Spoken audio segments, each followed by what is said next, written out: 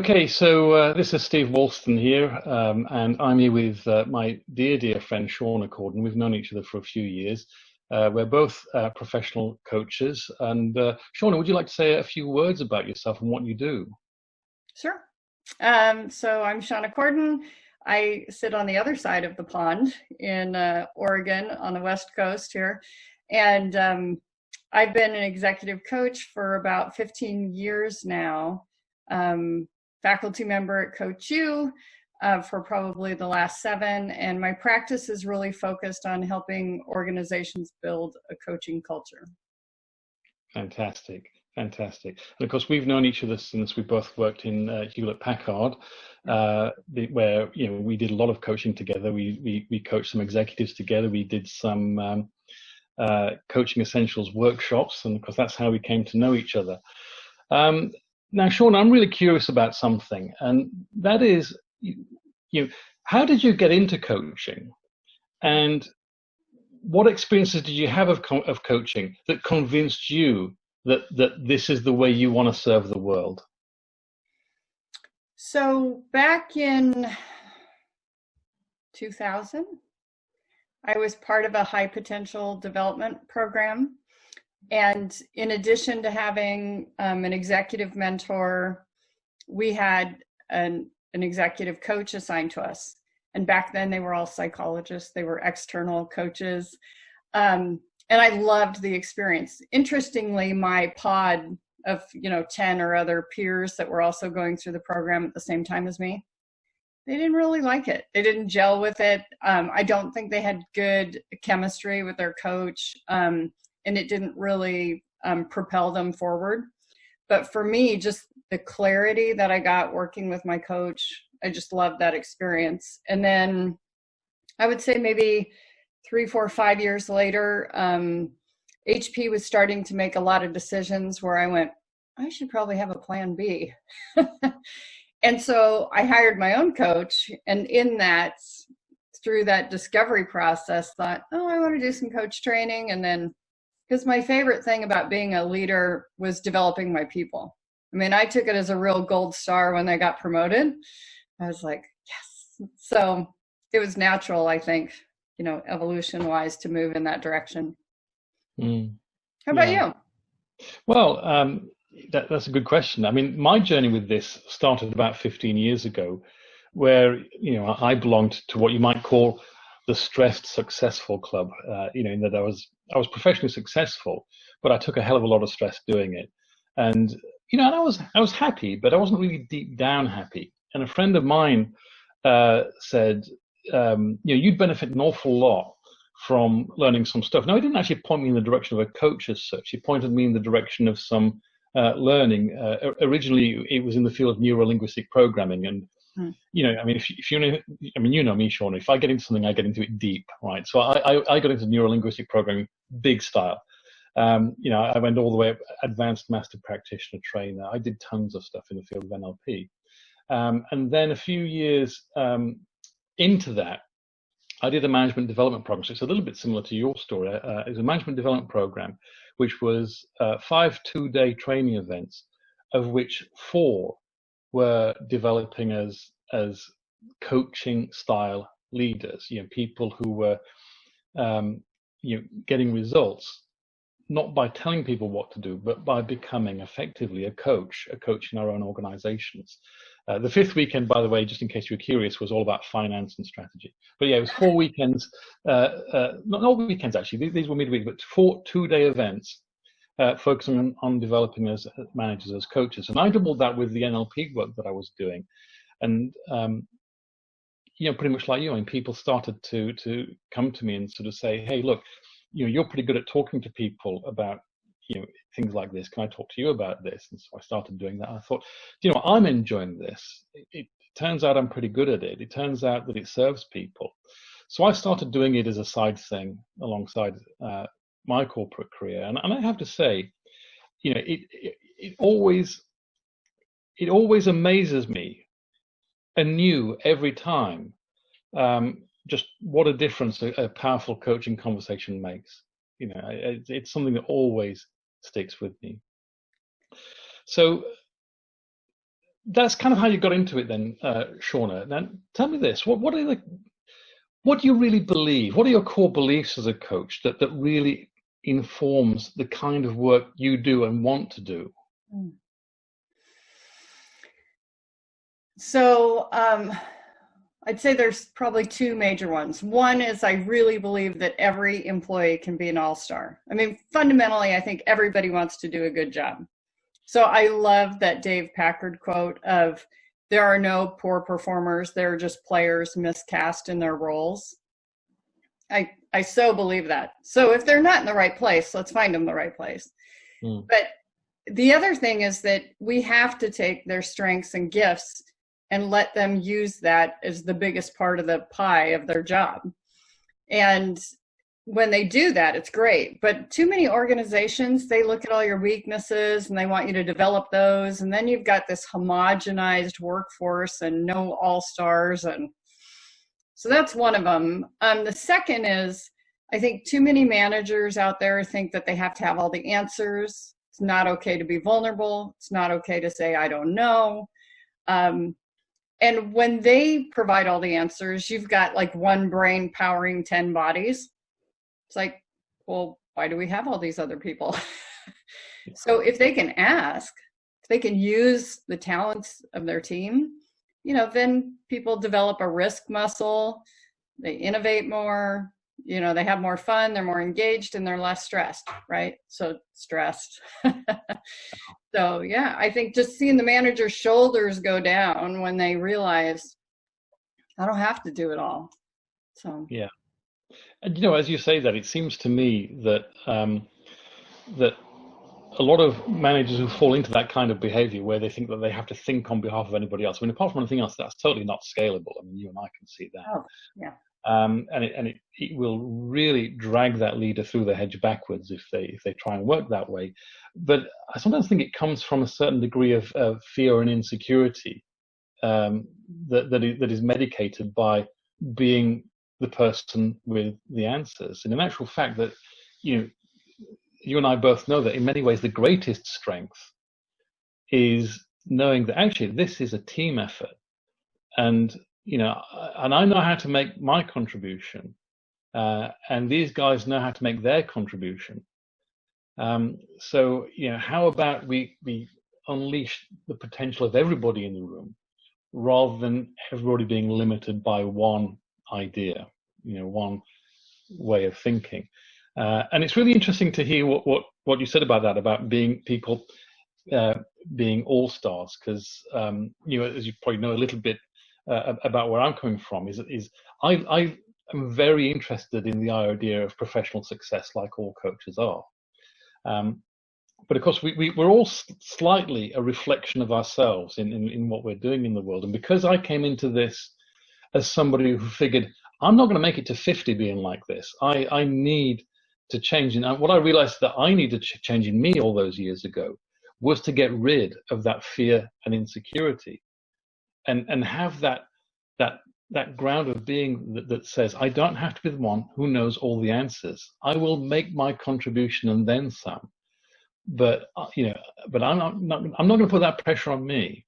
Mm-hmm. So in many ways, I've come to a point in my career where I think I totally believe in success, but I'm not interested in success without wellness, without that emotional wellness, without that that core of being that is filled with peace. And because I find that when people develop a more peaceful ground of being to live and work from, it's like running a computer and closing down all the programs that are slowing everything down.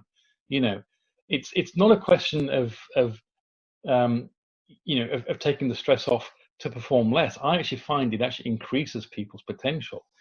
So yes, I'm totally with you on this idea that it's okay to be vulnerable. It's okay to let go. It's okay to know that you don't have to produce all the answers, and it frees us all up to make a great contribution.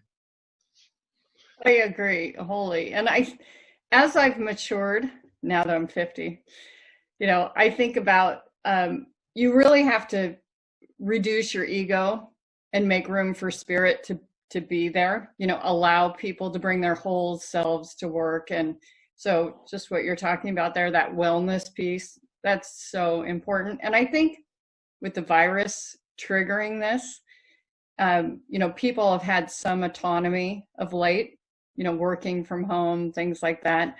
We're going to see more and more of the request for that, to bring their whole selves, to make more decisions about how they do their work, when they do their work, things like that. And I think it's promising. Yeah. Yeah, because the traditional boundaries of work and life are breaking down. I mean, we used to be able to define when we were at work and when we weren't by when we clocked into the office and when we clocked out. But life isn't like that anymore. Yeah. And in fact, I've noticed that a lot of people don't talk about work-life balance anymore. They talk about work-life integration. They talk about how do we live a life where being at work and being not at work isn't such a clear distinction anymore, that we're living one life, which includes some work projects, some personal projects, some romantic projects, some friend projects. It's one life. It's one life. And those traditional boundaries are disappearing. So, that ability to live one life and to show up to work projects and do those brilliantly, and show up to personal projects and do those brilliantly, to show up to self-care and do that brilliantly. Mm-hmm. It's it's the new way that we are being challenged to live, I think. Mm-hmm. It's funny because my students were asking about that yesterday as an internal coach. What if they have a personal issue? And I'm like, is that their biggest distraction? Is that what's interfering with performance? Then yeah, coach on that. But if it turns out to be the whole engagement, well, maybe it's an EAP issue or, a therapy issue or something like that. Let's figure it out. But you got to coach the whole person. You can't just make it about this project, this deliverable. Yeah. Exactly. Yeah. Because, the brilliance of human beings is not compartmentalized, and I think it's good for people to see that. Wonderful. Now, another thing I'm really curious about, Shawna, is what would you say your mission in this world is? As a coach, what is your mission in the world?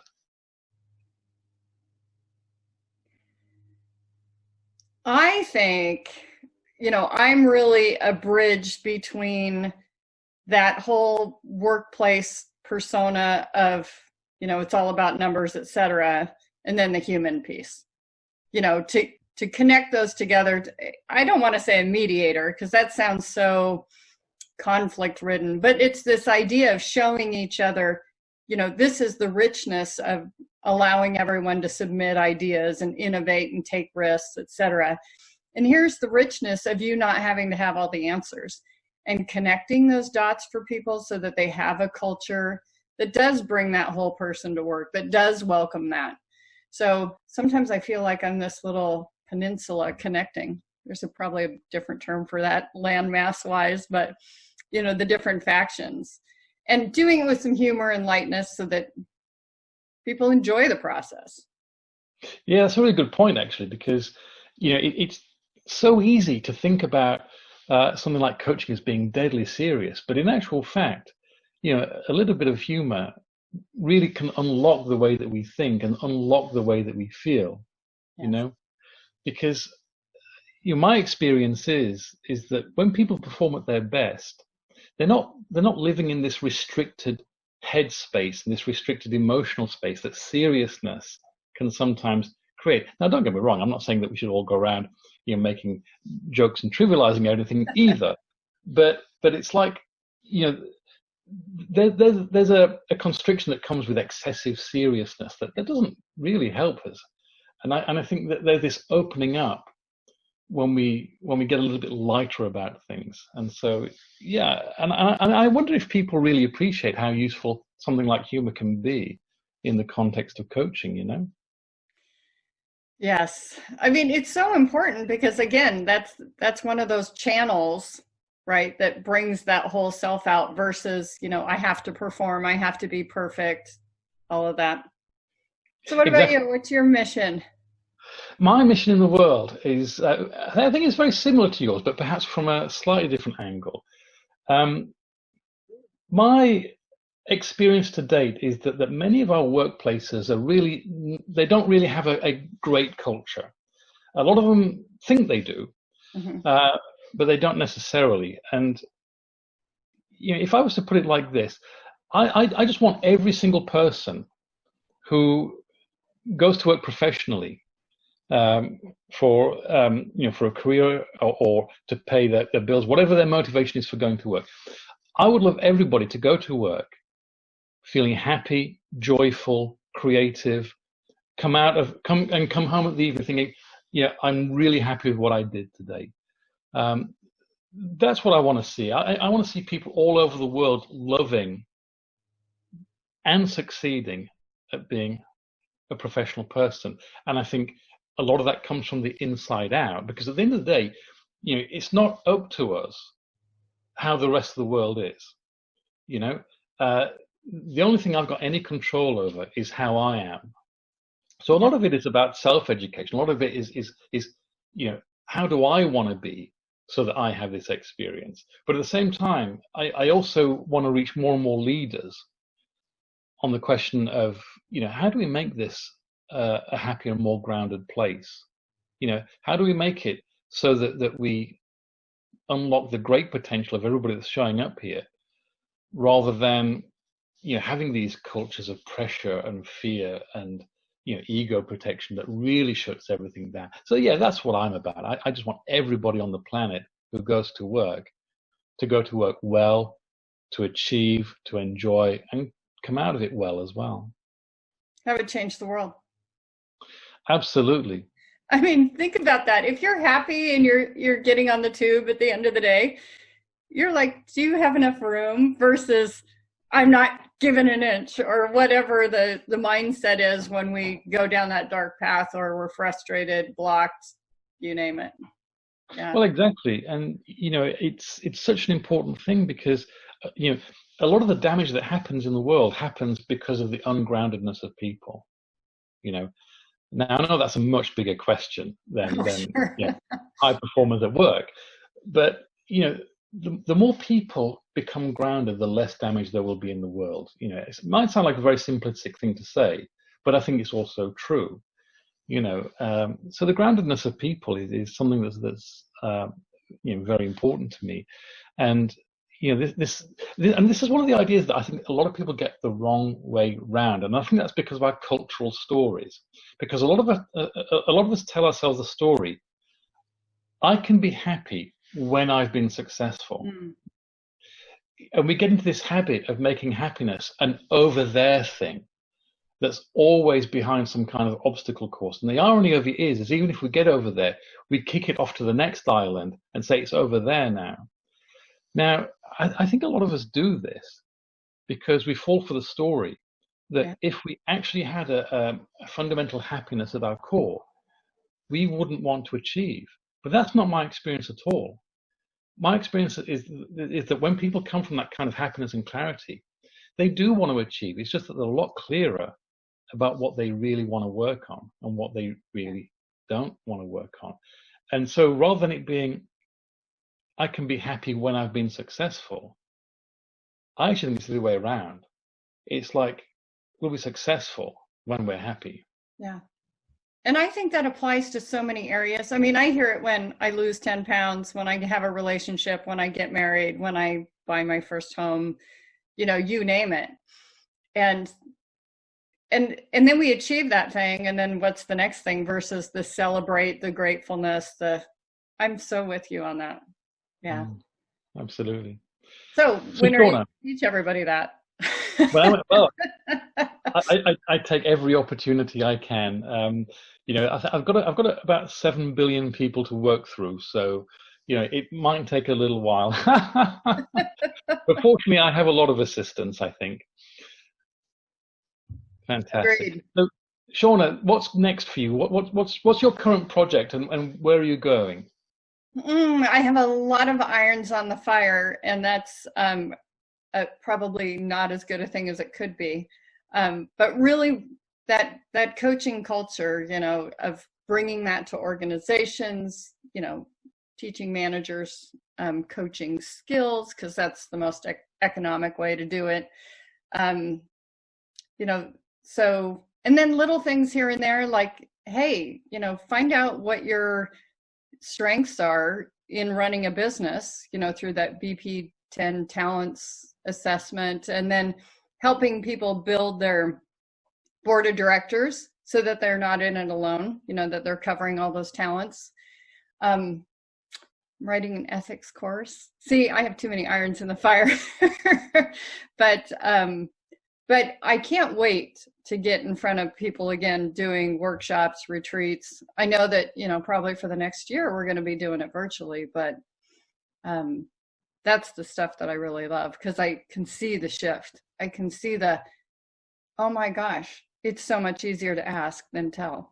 Stuff like that. And you know what? I want everybody watching this to have a good look at you as you say that, because for me, this is how you know that you're living your values in the world, is that when you can talk about how much you've got on like that and smile, because you want to do it. You know, you're not doing this because you have to do it. You're not doing it because a boss is. You're doing it because this stuff inspires you, and that's exactly how I would love 7 billion people on this planet to be like. I really would. Yeah, I would love that too, because I mean, I can't wait to get started, you know, and it's great to have things to look forward to and enjoy the process and the great people that you do it with. Yeah. Fantastic. Yes. So how are you going to get all 7 billion people on the planet to be? Well, you know, how do you eat an elephant one bite at a time? Yeah, I'm working with the people that I meet who become interested in this work, of course, and for the people who don't know about this work, trying to tell as many people as I can through whatever outlets I have. I mean, my big project at the moment is I'm sort of calling it Success with Wellness. I'll be honest with you, I'm not sure if it's the right branding yet. I might have to do a little bit more work on the branding. But the essence of it is I do want to do programs of work with people for people to start taking care of their own groundedness and taking care of how they show up in the world, and taking care of building their own bedrock of peacefulness to come from, building their own concept of becoming happy to be successful rather than the other way around.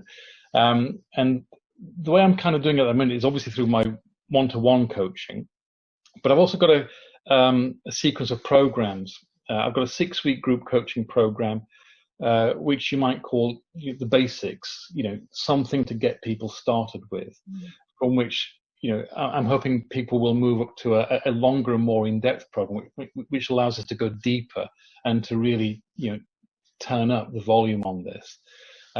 So, yeah, they're my projects at the moment. I may in the future also pick up a few more communication skills related projects, because, you know, I think that's a key factor in success. But right now, though, I'm going to focus on that whole Success with Wellness path, or whatever branding I yet come up with for that. You know, I have to say that the communication piece is so key. I think we take it for granted as coaches, as master communicators. We don't recognize that people who haven't been introduced to it, you know, to them it's so profound, where we think it's simple because we learned that, you know, 20 years ago in our training. And we probably had some natural affinity for it ahead of time. But, you know, sometimes just working on those questions like, help me understand, versus why did you do that? Those can be so helpful. Yeah. Oh, you're so right, Shawna. And there's so much possibility. I mean, if we talk about just even one aspect of communication skills, which is what I would call sensory acuity, you know, the ability to see and hear what's really going on with another person, you know, there's a massive spectrum of ability with that. And we have a certain degree of a natural ability and a certain degree of trained ability, as you know. I mean, at the extreme ability end of that, I mean, I know a guy called Eric Robbie. He's a master trainer of NLP. That his favorite party trick is looking somebody in the face and saying, "I wonder if you have a family," and then half a second later he says, "Okay, you've got 2 kids, aged 12 and 4, and one of them's a girl." And he's always right. And it's not cold reading. It's not trickery.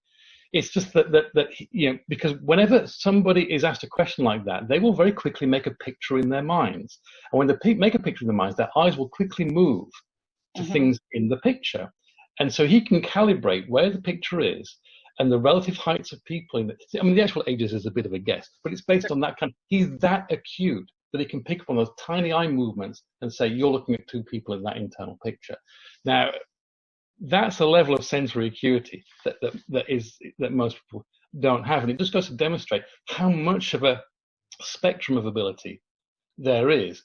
And you know yourself, when you pick up on certain keywords give away something about how we're conceptualizing something or how we're modeling something.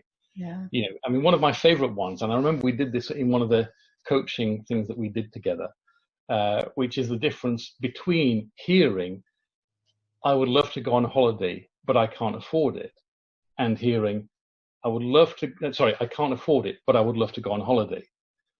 Now it's in English language terms, in pure English language terms, it's the same thing. But you know that each of them is showing a different direction of thought.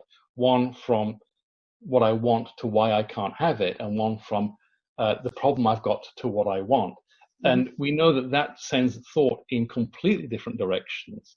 And so that ultimately will branch to completely different things. And of course, we learn to hear things like that in a way that is not commonly taught. Yeah.